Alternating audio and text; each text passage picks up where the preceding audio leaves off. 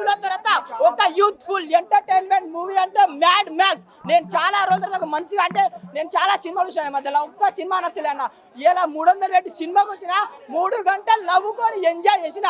అసలు ఆ Swathi Reddy song Swathi Reddy song మా లడ్డు గాని పెళ్ళి ఇక పాసుగుడ్డలలో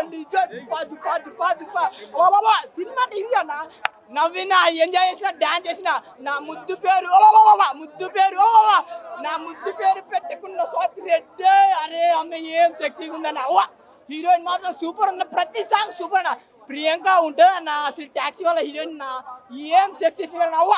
మన అనుదీప్ ఆ డైరెక్టర్ వస్తాడే నా లవర్ని తీసుకురా లైలా అని వస్తుంది అని అనుదీప్ డైలాగ్ అన్న సూపర్ అన్న.